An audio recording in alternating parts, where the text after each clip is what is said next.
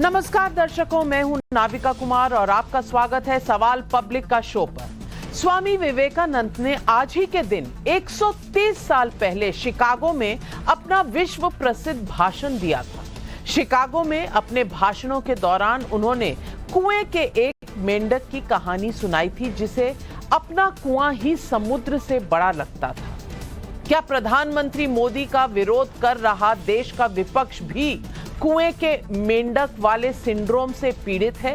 ये सवाल इसलिए उठ खड़ा हुआ है क्योंकि एक और G20 के सफल आयोजन में भी विपक्ष कमियां ढूंढने की कोशिश में जुटा हुआ है, तो दूसरी ओर जैसे जैसे अयोध्या के राम मंदिर उद्घाटन की तारीख नजदीक आ रही है, उस पर अजीबोगरीब बयान आने लगे हैं। खुद को हिंदुत्ववादी कहने वाले इंडिया अलायंस के बड़े नेता उद्धव ठाकरे ने कहा है कि अयोध्या आने वाले राम भक्तों के साथ गोधरा जैसा कांड हो सकता है जनवरी में।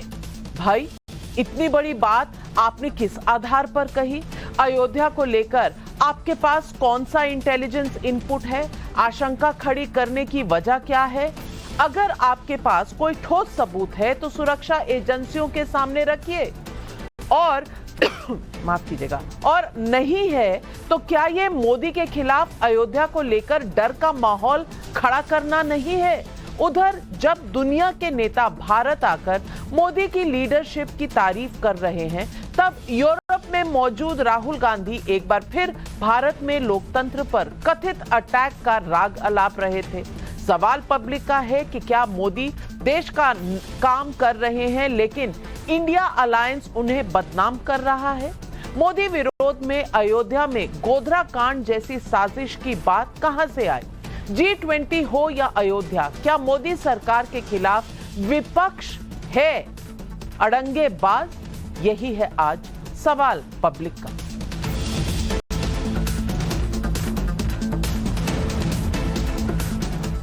G20 सम्मेलन में राष्ट्रपति की ओर से डिनर पर सभी राज्यों के मुख्यमंत्री आमंत्रित थे, लेकिन कांग्रेस शासित राज्यों से सिर्फ हिमाचल प्रदेश के मुख्यमंत्री सुखविंदर सिंह सुक्खू आए। राजस्थान, कर्नाटक, छत्तीसगढ़ के मुख्यमंत्री कथित तौर पर डिनर में इसलिए नहीं आए क्योंकि राज्यसभा में नेता विपक्ष और कांग्रेस के अध्यक्ष मल्लिकार्जुन खड़गे को नहीं बुलाया गया। इंडिया अलायंस में शामिल अन्य मुख्यमंत्रियों में ममता बनर्जी, एमके स्टालिन, नीतीश कुमार और हेमंत सोरेन की डिनर में मौजूदगी रही और तस्वीरें अपनी ही कहानी बता रही हैं। अब इस G20 डिनर को लेकर इंडिया अलायंस के नेताओं के रवैये और उनकी एकजुटता को लेकर सवाल उठ रहे हैं। कांग्रेस नेता अधीर रंजन चौधरी ने ममता बनर्जी के डिनर में शामिल होने पर ऐतराज जताया है। सुनिए नीतीश कुमार को लेकर चुनाव रणनीतिकार प्रशांत किशोर क्या कह रहे हैं। पिछले 8 वर्ष में तो आप नहीं गए कभी, जब भाजपा के साथ थे तब नहीं जाते थे। तो ये नीतीश कुमार का अपना राजनीति करने का तरीका है। एक दरवाजे को खोलते हैं और पीछे से एक खिड़की और बगल में एक रोशनदान, दोनों को खोल के रखते हैं। कब किसकी जरूरत पड़ जाए उसके हिसाब से चल रहे हैं। इंडिया उनके लिए दरवाजा है। खिड़की जो आप ये देख रहे हैं वो है हरिवंश जी, जिनके माध्यम से भाजपा से उनका संपर्क बना हुआ है। अब और उनकी विश्वसनीयता आज के तारीख में यही है कि हर आदमी अब ये जान गया है, तो उनको उसी तरीके से डील करता है कि भैया ये कहां है, कहां रहेंगे, कोई नहीं जानता है। सीट शेयरिंग के पहले इंडिया अलायंस की एकजुटता को लेकर उठ रहे कयासों के बीच सवाल असल मुद्दों का है। नरेंद्र मोदी की झोली में G20 जैसी सफलता है। यूक्रेन मुद्दे के बावजूद दिल्ली घोषणा पत्र का आना, Bharat middle east Europe economic corridor का अफ्रीकन यूनियन का G20 में हिस्सा बनाने जैसे ऐतिहासिक काम इस G20 समिट में हुए हैं। तो इस बीच विपक्ष किन बातों को उठा रहा है, इसे भी जान लीजिए। आज क्या होगा, देश की जनता को क्या फायदा होगा? लोगों को बुला के इतना खर्चा कर रहे हैं, देश का प्रॉपर्टी बर्बाद हो गया। देश के आम जनता को क्या फायदा होगा ढोंग करने से? कमाल है भाई। G20 से फायदा नहीं तो आपके सहयोगी नीतीश कुमार जी क्यों डिनर में शामिल हो गए थे और कंधे पे हाथ रखकर मोदी जी उनसे क्यों बात कर रहे थे। उधर शिवसेना उद्धव गुट के मुखपत्र सामना ने भी लिखा है कि दिल्ली में G20 का मोदी उत्सव मनाया जा रहा है। अमेरिका के राष्ट्रपति जो बाइडेन से लेकर दक्षिण अफ्रीका के रामाफोसा तक लगभग 20 देशों के राष्ट्र प्रमुखों का स्वागत मोदी ने किया। हम वैश्विक महाशक्ति बन रहे हैं, ऐसी हवा मोदी और उनके प्रचारक फैला रहे हैं। लेकिन 6 राज्यों के 7 विधानसभा उपचुनावों के नतीजों ने ये हवा निकाल दी है। विश्व में महाशक्ति और स्वदेश में राजनीतिक शक्तिपात, ये वस्तु स्थिति स्पष्ट हो गई है। क्या ये मोदी के विरोध में गैर जिम्मेदार बयान नहीं है? G20 को लेकर मोदी का विरोध अपनी जगह है। यहाँ तो ऐसे बयान भी दिए जा रहे हैं जिससे देश का माहौल भी बिगड़ सकता है। सुनिए अयोध्या को लेकर उद्धव ठाकरे का ये बयान। लाखोच्या संख्येने हिंदू बोलवायचे, बस गाड्या ट्रेन सगळ्यात यायचं आणि तिकडनं झाल्यानंतर परतताना मध्ये कुठेतरी गोधरा घडवायचा। करू शकतात, हल्ला होऊ शकतो, कोणत्या तरी वस्तीमध्ये बस जाळतील, दगडफेक करतील, माणसं मारतील, पुन्हा देश पेटेल, पुन्हा तेच ते सगळं तेच ते आणि तेच ते पुन्हा घरांच्या होळ्या पेटतील आणि त्या पेटणाऱ्या घरांच्या होळीवरती यांच्या राजकीय पोळ्या ते भासतील। क्या उद्धव ठाकरे के ऐसे बयान से अयोध्या को लेकर हिंदुओं के मन में दहशत नहीं फैल सकती है? एक वक्त था जब मौजूदा विपक्ष के ऊपर मुसलमानों को बीजेपी से डराने की कोशिश होती थी। क्या अब हिंदुओं को भी डराने की कोशिश हो रही है? क्यों इंडिया अलायंस मोदी सरकार में भारत की ऐसी तस्वीर पेश करना चाहता है जो है नहीं? भारत क्या है, इसे G20 में आए विदेशी मेहमानों ने खुद अपनी आंखों से देखा है। लेकिन जब भारत में G20 का आयोजन हो रहा था तब राहुल गांधी यूरोप में यह दावा कर रहे थे कि भारत में लोकतंत्र खतरे में है। राहुल गांधी के मुताबिक बीजेपी का हिंदू राष्ट्रवाद लोगों को आतंकित करता है। सुनिए उनका ये बयान।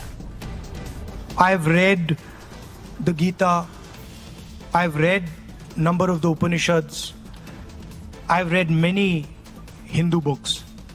There's nothing Hindu about what the BJP does. There's absolutely nothing Hindu about what they do. Right? I have not read anywhere in no Hindu book, from no learned Hindu person, have I ever heard that you should terrorize, harm people who are weaker than you. I've never read this. So this idea, this word, Hindu nationalists, this is a wrong word. They're not Hindu nationalists. They are nothing to do with Hinduism. They are out to get power at any cost, and they will do anything to get power. तो आज public पूछ रही है सवाल, क्या अयोध्या के राम मंदिर पर हिंदुओं को डराने की कोशिश हो रही है? सवाल नंबर 2, पहले बीमारी से सनातन की तुलना, अब राम भक्तों के लिए गोधरा वाली बात क्यों? सवाल नंबर 3, क्या G20 के आयोजन में प्रधानमंत्री मोदी की सफलता विपक्ष पचा नहीं पा रही है? यही है आज सवाल पब्लिक का। और इन सवालों के जवाब देने के लिए आज हमारे साथ मौजूद हैं सुभ्रांश राय, नेता हैं कांग्रेस पार्टी के, वारिस पठान प्रवक्ता हैं AIMIM के, आनंद दुबे प्रवक्ता हैं शिवसेना के, उद्धव बालासाहब ठाकरे गुट के।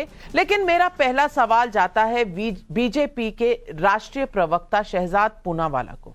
शहजाद पूनावाला जी, बहुत सी बातें कही गई हैं।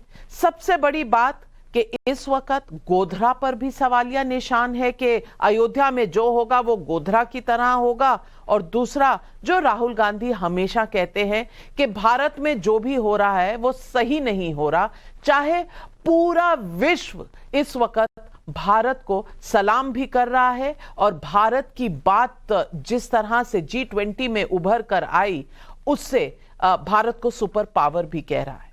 देखिए, दिल्ली में तो G20 का सफल आयोजन हुआ, परंतु मुंबई में भी एक सफल आयोजन हुआ, वी नीड 20।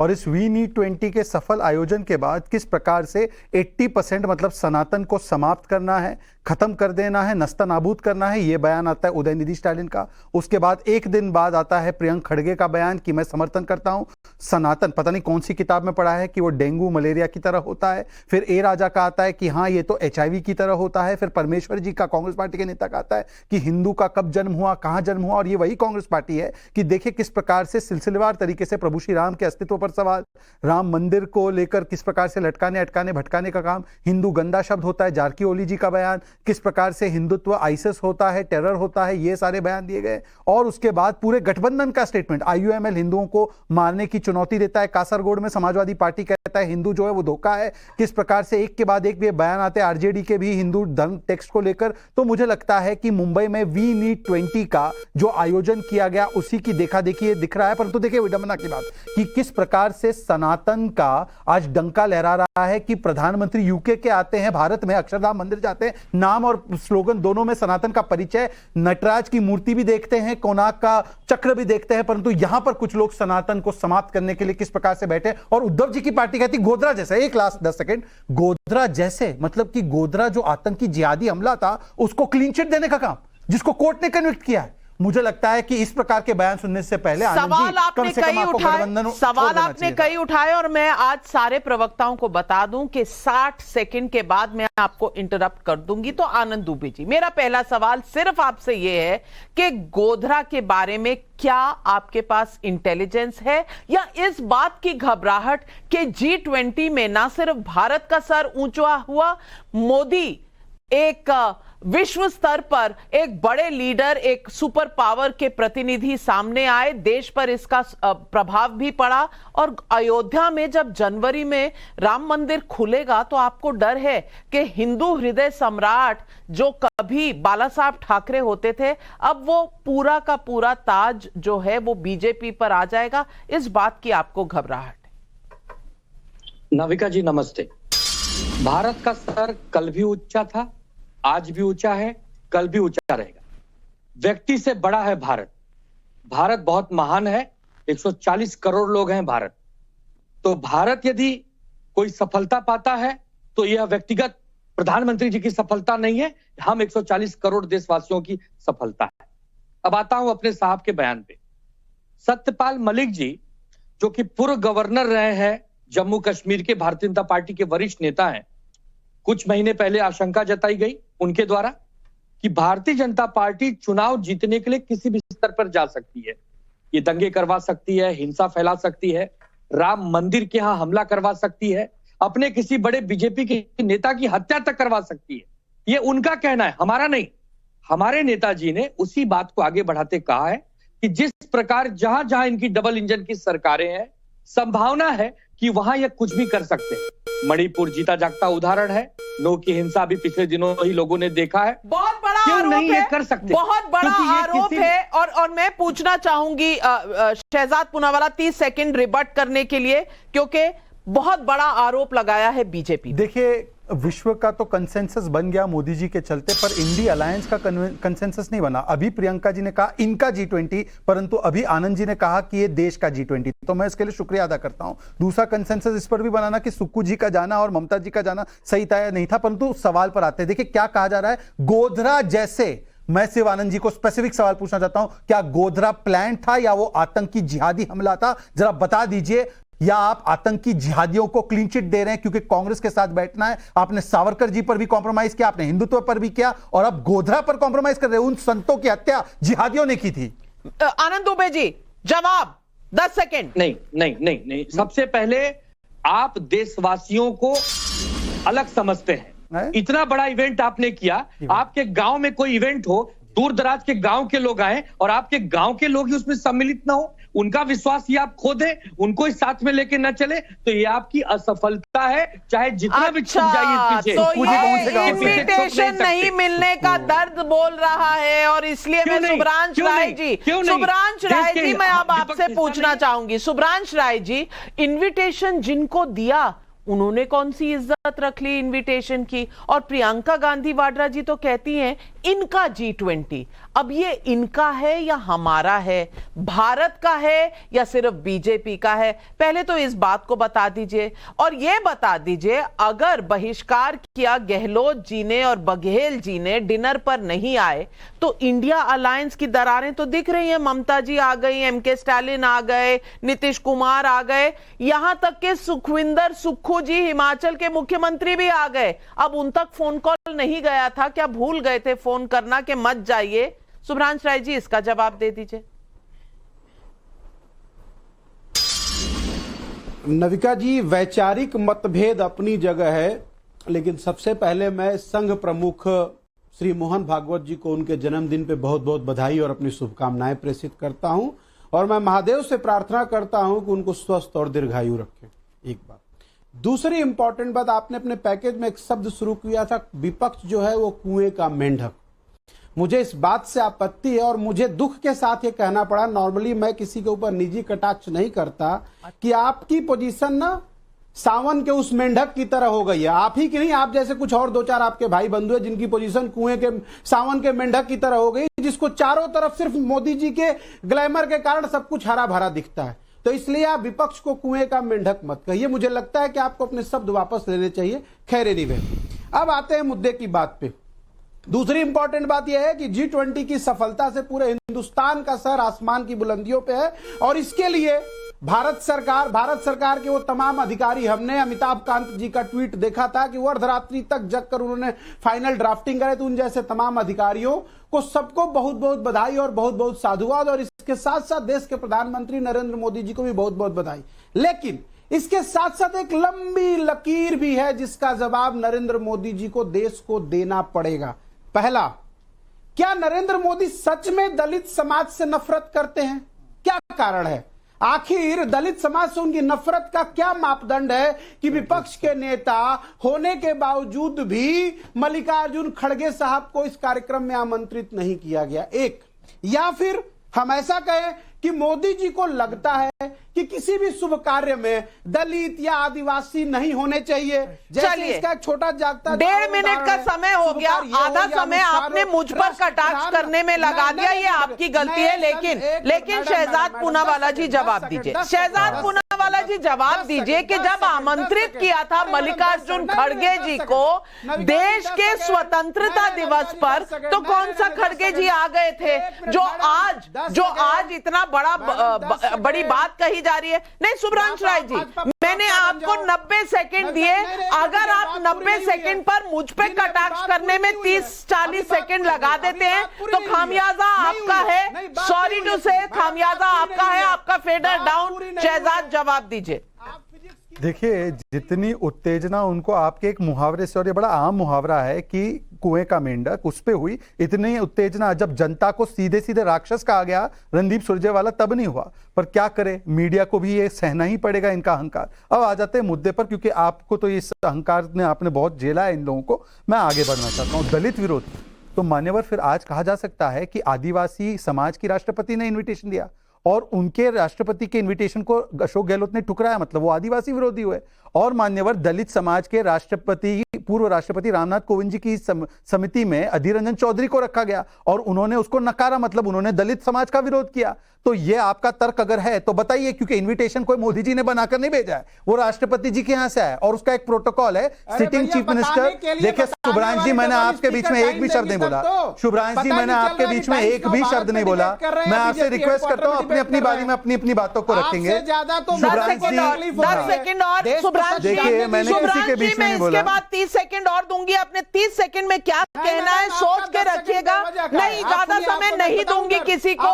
यहाँ पर लोकतंत्र पूरी तरीके से चलेगा और आप मुझे जितनी भी गालियां देंगे कोई बात नहीं, लोकतंत्र चलाने में मैं बिल्कुल पीछे नहीं करूंगी। Fader down. Shahzad 10 second. Navika, ये आपकी नैतिकता का परिचय है कि आपको इतनी भर भर के गालियां दी तब भी आप उनको 30 सेकंड दे रही है। ये आपकी उदारता का भी एक परिचय है। पर एनीवेज, इस सर्टिफिकेट की आपको आवश्यकता नहीं हमारे से। मैं केवल इतनी बात कहना चाहता हूं कि यदि इस प्रकार से है तो बताइए कि क्या अशोक गहलोत जी ने आदिवासी राष्ट्रपति का अपमान किया? और आपका तो पुराना इतिहास है कि ईवल मानसिकता की है, कभी उनके पहले स्पीच का बहिष्कार करना, कभी राष्ट्रपत्नी कहना। इसीलिए मैं पूछना चाहता हूं कि आज बता दीजिए कि आपने आदिवासी समाज की राष्ट्रपति का क्यों बहिष्कार किया? जवाब दीजिए सुब्रांश राय जी, आपके 30 सेकंड शुरू होते हैं अब।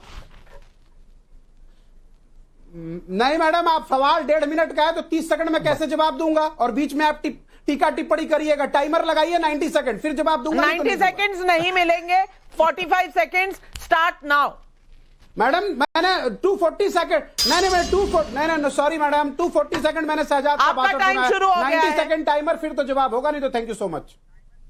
जवाब जब नहीं होता है तब एंकर पर हमला करना, एंकर को गालियां देना, और एक महिला एंकर, एक महिला एंकर के साथ ऐसी बदतमीजी झेल लेगी सबको। महिला एंकर झेल लेगी सबको। पर ये गलत है, तरीका गलत है। शहजाद जी बिल्कुल बीच में नहीं बोले, गलत है। पार्टी की तरफ से आपका टाइम शुरू होता है अब सुब्रांश राय जी, बाकी सबका फेडर डाउन, मेरा भी। चलिए, थैंक यू सो मच।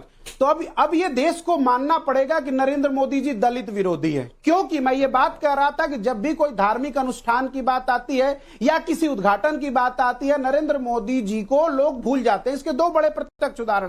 पहला ये कि विपक्ष के नेता श्री मल्लिकार्जुन खड़गे को वो भूल गए क्योंकि वो दलित थे। और उससे भी बड़ी बात कि जब नए संसद भवन का उद्घाटन हो रहा था, एक अनुष्ठान हो रहा था, वहां वो मातृरूप होती है राष्ट्रपति, एक आदिवासी होने के नाते भारतीय जनता पार्टी और नरेंद्र मोदी उनको भी भूल गए। तीसरी इंपॉर्टेंट बात, अक्सर आप बात करते हो दलित उत्थान की, अक्सर आप बात करते हो आदिवासी उत्थान की। इसी दिल्ली में, इसी वसंत विहार में, इसी कुली कॉलोनी को आपने दलितों की बस्ती को फ्रेम से ढक दिया कि दलित दिखे ना G20 में आए हुए मेहमानों को। इससे तो साफ साफ पता चलता है कि नरेंद्र मोदी दलित विरोधी और आदिवासी आपका और गरीब विरोधी है। इसमें कोई डाउट और संदेह हुआ। आपको मैं उनसे कम समय दूंगी क्योंकि आप पहले बोल चुके हैं। आपको 20 सेकंड जवाब दीजिए। नाविका जी, आंबेडकर जी की परिकल्पना थी कि 370 हटना चाहिए ताकि वाल्मीकि समाज को जम्मू कश्मीर में, ताकि वाल्मीकि समाज को जम्मू कश्मीर में अधिकार मिले। इसका विरोध किसने किया और किसने आंबेडकर जी को 2 बार चुनाव? नाविका जी, मेरी बातों में इंटरप्शन हो रहा है। वारिस पठान जी आ रही हूँ ना, आपको पता है, आपको पता है 20 सेकंड के बाद आपके पास ही आऊंगी। 20 सेकंड के बाद मेरा समय है, मैं यूज नहीं करूंगा।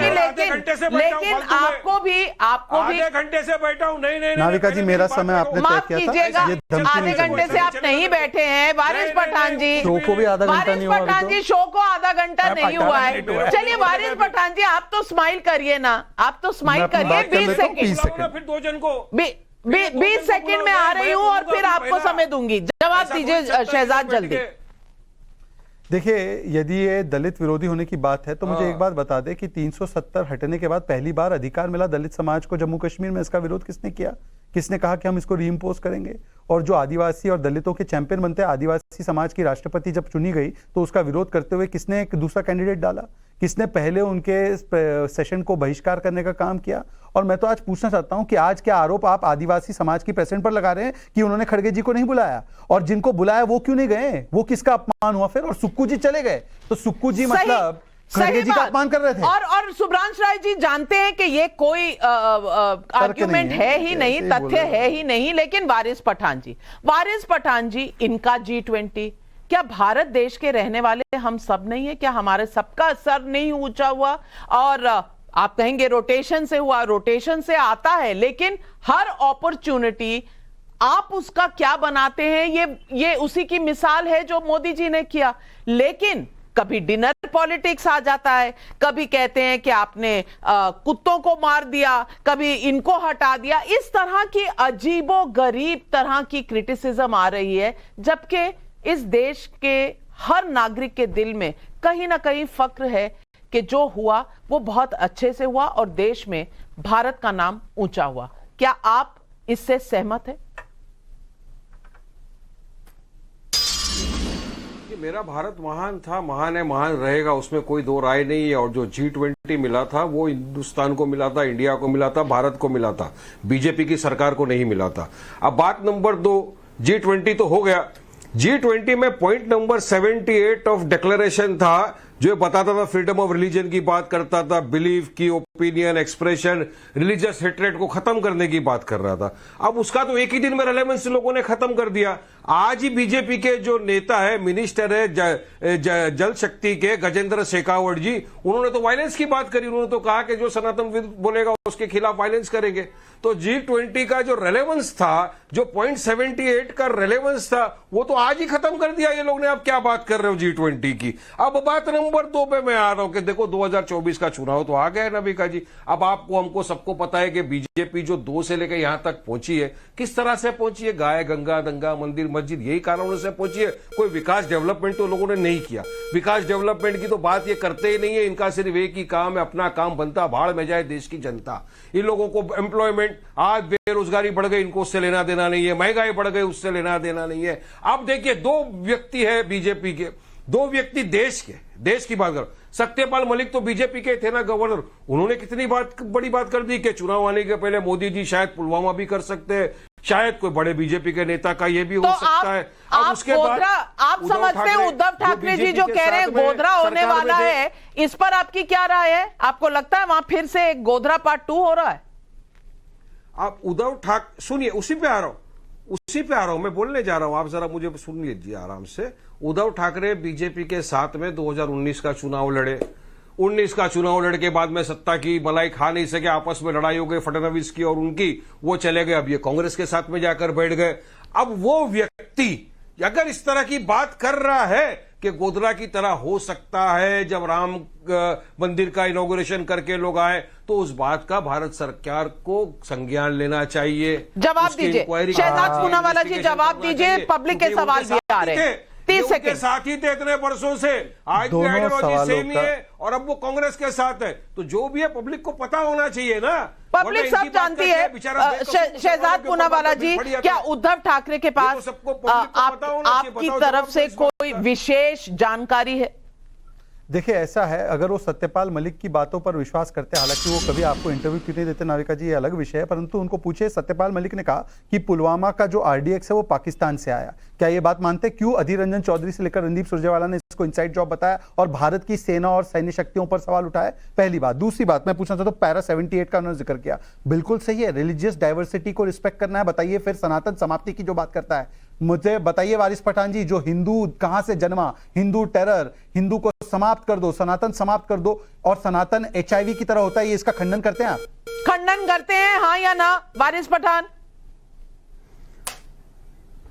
पॉइंट नंबर 78 का रेलेवेंस खत्म किया बीजेपी के मंत्री ने। आप इस बात को मानते हैं? नहीं तो हिंदुओं के खिलाफ कोई कुछ बोले तो आप नहीं बोलेंगे, बाकी आपका सेक्युलरिज्म कायम है। पब्लिक सब समझ रही है वारिस पठान जी, पब्लिक सब समझ रही है। पब्लिक का सवाल नंबर 1, सुरेंद्र सिंह का नोएडा यूपी से सवाल है। सवाल तो यही है कि उद्धव ठाकरे को कैसे पता चला, उनके पास क्या इनपुट है जो वो इस तरह का बयान दे रहे हैं? आनंद दुबे जी जवाब दीजिए। शर्मनाक बात है। नाविका जी आज तक के अनुभव से बता रहे हैं, हंसी बता जो भारतीय जनता पार्टी के काम करने का तरीका है उसके हिसाब से हम जवाब दे रहे हैं। हम देखिए, राम मंदिर जाना, राम भक्ति करना, ये भारतीय जनता पार्टी से हमें नहीं सीखना होगा। हम तो उसी पार्टी के नेता हैं जब कांग्रेस के साथ सरकार बनाने के बाद भी 2020 में हमारे नेता राम मंदिर गए, 2022 में हमारे नेता फिर राम मंदिर गए, भविष्य में भी हम जाते रहेंगे। यहाँ बात राम मंदिर और भक्ति की नहीं है।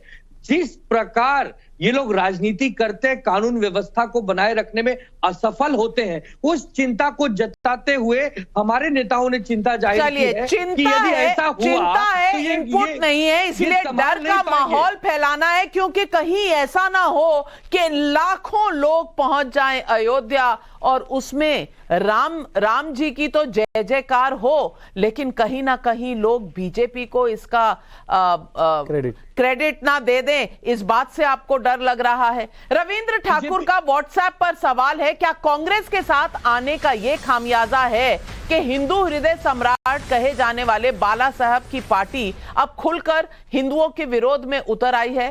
क्या कोई कंडीशन डाली है आपने? सुब्रांश राय जी जवाब दे दीजिए, पब्लिक पूछ रही है।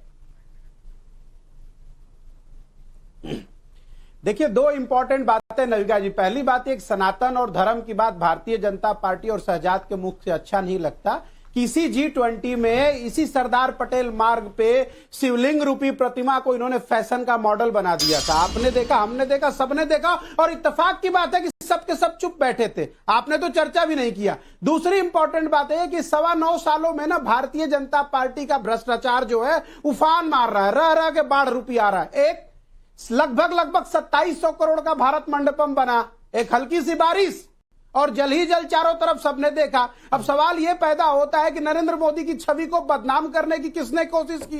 क्या वह एमसीडी की गलती, एनडीएमसी की गलती, उन कर्मचारियों की गलती, या उस कॉन्ट्रैक्टर की गलती जिसने वो बिल्डिंग बनाया, या ये मिला जुला भ्रष्टाचार था सरकार का? देख लीजिए या रिपोर्टर्स की रिपोर्ट भी देख लीजिए तो आपको पता चल जाएगा। लेकिन बड़ा सवाल ये भी है कि क्या इंडिया गठबंधन में फूट पड़ गई कि नहीं? वारिस पठान जी, चलिए आप ही से पूछ लेती हूं। इंडिया गठबंधन की ममता जी, एमके स्टालिन जी, नीतीश कुमार जी सब डिनर पर पहुंच गए, यहां तक कि सुखविंदर सुक्खू भी पहुंच गए। अब ये क्या बताता है, ये जो अलायंस बन रही है विपक्ष की, इसकी क्या कहानी निकली? इसकी कहानी तो ये है नविका जी कि मैं तो ना एनडीए का हिस्सा हूं, ना ये जो इतने सारे 28 के 28 एक दल बना दिया INDIA, मैं तो इनका भी हिस्सा नहीं हूं। इनके लिए तो हम लोग पॉलिटिकल अनटचेबल से। अब जैसा कि आप और हम सब देख रहे हैं, वक्त का इंतजार किए, इब्तिदा इश्क होता है क्या, आगे आगे देखिए होता है क्या। बड़े बड़े यहाँ पे ठेकेदार चौधरी बैठे हुए, हमारे लिए तो एक तरफ चौकीदार है, दूसरी तरफ दुकानदार है। तो हमारा तो दोनों के साथ भी मतभेद नहीं है, हम अपना लड़ने वाले, और हम तो बोल रहे हैं कि हम बीजेपी को हराना चाहते हैं। तीसरी बार हम चाहते हैं कि मोदी जी देश के प्रधानमंत्री नहीं बने। हम लड़ रहे, आओ हमारे साथ कांधे से कांधा मिलाकर लड़ो। लेकिन इनको नहीं लड़ना है हमारे साथ, कोई ना डिनर पे बुला रहा है, आपको कोई ना ये इंडिया अलायंस की मीटिंग पर बुला रहा है। आप तो हमारे स्टूडियो में आ जाइए वारिस पठान जी, मैं आपके लिए यहाँ जरूर न्योता दे रही हूँ, आप हमारे स्टूडियो आ जाइए, हम आपकी देखभाल करेंगे। लेकिन शहजाद देखिए वारिस जी, मैंने आपके बीच में नहीं बोला, मैं 100% आऊंगा। थैंक यू वेरी मच, आपने बुलाया, हम आएंगे। यदि आपका देखिए वारिस जी की समस्या क्या है, उन्होंने एक को दुकानदार चौकीदार बोल दिया, ये किराएदार है, ये वोट बैंक के किराएदार है, असली लैंडलॉर्ड आ गए। असली लैंडलॉर्ड ऐसे आए हैं। आप देखिए आरजेडी ने क्या बोला कि टीका लगाने वाले गुलामी करते थे, तो लोकमान्य टिळक में मान्यता रखने वाली आनंद और मैं दोनों उस राज्य से आते हैं जहां पर लोकमान्य टिळक हमारे दैवत है, हम उनको देवता की तरह देखते हैं। वो टीका लगाना छोड़ दिया है। दोनों देखो, शुभ्रांश राय का जो फोकस मारो, जरा फोकस मारो फुल स्क्रीन, वो ना वो टीका लगा रहे ना ये टीका लगा रहे, क्योंकि ममता दीदी ने टीका स्वीकारने से मना कर दिया था। देखना उन्होंने कहा है कि टीका लगाने वाले गुलामी करवाते थे, इसलिए दोनों टीका लगाना, छोटा छोटा टीका लगा क्या है, इतना सा टीका लगाया है कि जूम करने पर भी नहीं दिखाई दे रहा। तो ये है, और मैं ये देखे पहले कितना लंबा टीका लगाते थे। नाविका 15 दिन पहले का शो दिखाइए और दोनों 2 विंडो बना के दिखाइए। पहले 15 दिन पहले का टीका, और अब टीका नहीं, ये केवल एक छोटा सा बिंदी बनाया है। यही असर है वोट बैंक का, ये जाते जाते गायब कर देंगे, ये असर है वोट बैंक का। बताइए टिप्पणी आपके बीच में, आपको मुबारक हो। समय मेरा खत्म। केवल एक लाइन, इन्होंने टीका दिखा दिया ना, तो आरजेडी का बयान गलत है ना टीका लगाने वालों का। चलिए ये आप लोग आपस में इलेक्शन में तय करिएगा, लेकिन मैं सिर्फ इतना कहना चाहती हूं, मेरा नजरिया सिर्फ इतना है। नरेंद्र मोदी के खिलाफ पिछले 9 साल से विपक्ष एक ठोस मुद्दे की तलाश में है। विपक्ष ने सरकार के खिलाफ राफेल, किसान, महंगाई जैसे जितने भी मुद्दे उठाए हैं, ये सारे मुद्दे कसौटी पर कसे नहीं जा सकते। इस बीच 2024 के चुनाव के पहले देश के हालात को लेकर जिस तरह का नैरेटिव रखने की कोशिश हो रही है, वो ना राजनीति के लिए सही है और ना ही देश की बेहतरी के लिए।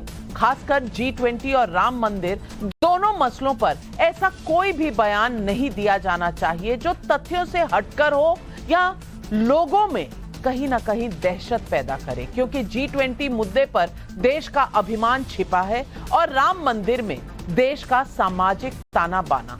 राजनीतिक बढ़त के लिए देश पर आर पार की लड़ाई नहीं हो सकती, ना देश पर ना धर्म पर। आज सवाल पब्लिक का शो पर बस इतना ही।